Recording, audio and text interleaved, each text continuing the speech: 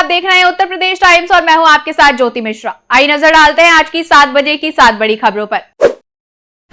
अखिलेश के पीडीए गणित पर भारी पड़ा योगी का बचेंगे तो कटेंगे, एक रहेंगे सेफ रहेंगे नारा। उत्तर प्रदेश विधानसभा उपचुनाव की 9 सीटों पर मतदान 20 नवंबर को हुआ और आज यानी 23 नवंबर को उसके नतीजे आ चुके हैं। भाजपा ने गाजियाबाद, फूलपुर, कटहरी, मंझवा, खैर, कुंदरकी में जीत हासिल की तो मीरापुर आरएलजी के हिस्से में आई। वहीं सीसामऊ और करहल में सपा ने बाजी मार दी है। यूपी की 9 विधानसभा सीटों की ये लड़ाई योगी बनाम अखिलेश की रही और दोनों ही नेताओं ने उपचुनाव में पूरा जोर लगा दिया। उपचुनाव के नतीजों से साफ हो चुका है कि सीएम योगी की मेहनत चुनावी दौरे के दौरान बटेंगे तो कटेंगे की रणनीति कितनी असरकारी रही और अकेली लड़ने वाली सपा का पीडीए का नारा कितना कारीगर रहा। सीएम योगी ने पिछले 13 दिनों में 37 जनसभाएं कर एनडीए के समर्थन में जबरदस्त माहौल बनाया और उत्तर प्रदेश लोकसभा उपचुनाव में भाजपा को मिले करारे झटके के बाद सीएम योगी आदित्यनाथ का यूपी उपचुनाव में जादू चल गया। हालांकि अखिलेश के पीडीए का नारा उपचुनाव में असफल रहा।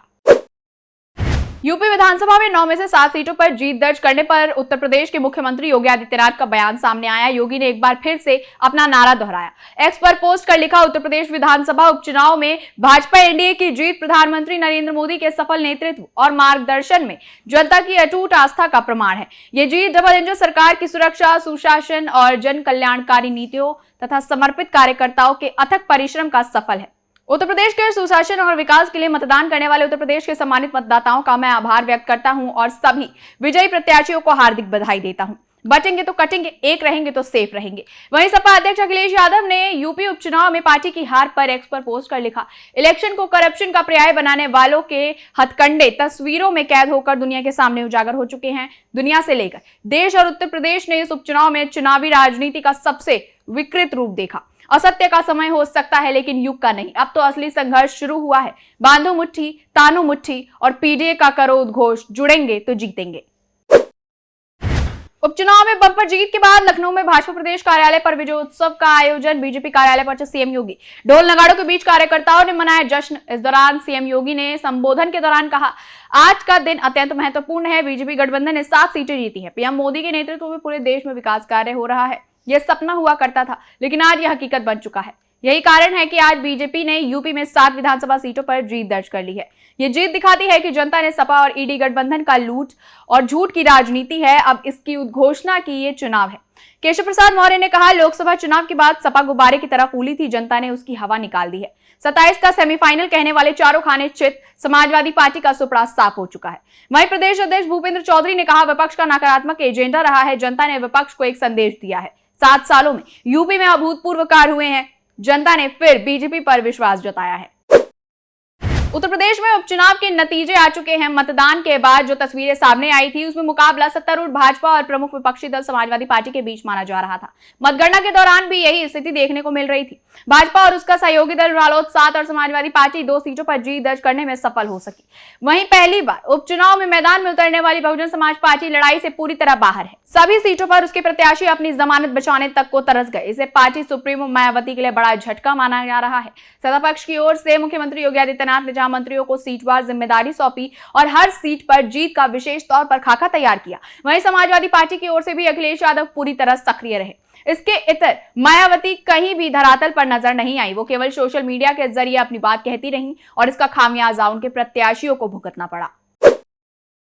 प्रयागराज के फूलपुर उपचुनाव मतगणना के दौरान बड़ी घटना सामने आई। मुंडेरा मंडी में भाजपा बसपा की ओर कार्यकर्ताओं के बीच जबरदस्त भिड़ंत हो गई। स्थिति मारपीट पर उतर गई। बताया जा रहा है कि मारपीट में भाजपा और बसपा के अलावा सपा के एजेंट शामिल रहे। विवाद हुटिंग को लेकर हुआ था।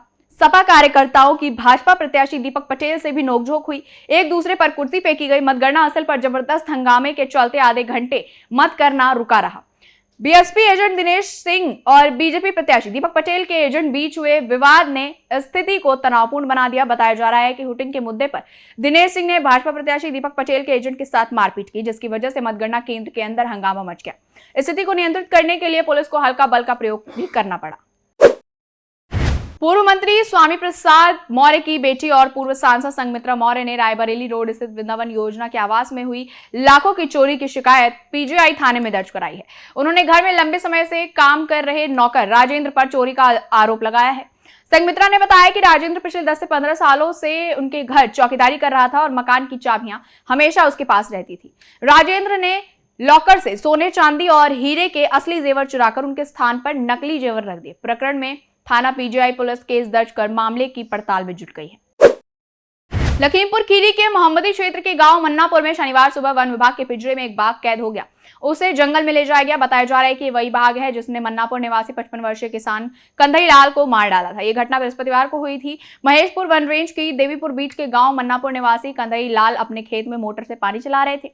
दोपहर करीब 3:30 बजे बाघ ने उन पर हमला कर दिया था। बाघ के हमले में कंधई लाल की मौके पर ही मौत हो गई थी। इस घटना के बाद से ही गांव में दहशत का माहौल था। शुक्रवार को मुख्य वन संरक्षक रेणु सिंह ने मन्नापुर पहुंचकर घटनास्थल का जायजा लिया था। उनके साथ डीएफओ संजय विश्वाल समेत वन विभाग के अन्य अधिकारी भी गांव में गए थे। फिलहाल इस बुलेटिन में इतना ही। यूपी से जुड़ी तमाम बड़ी खबरों के लिए देखते रहिए उत्तर प्रदेश टाइम्स। धन्यवाद। हम हैं देश के दिल, उत्तर प्रदेश की धड़कन, उत्तर प्रदेश टाइम्स।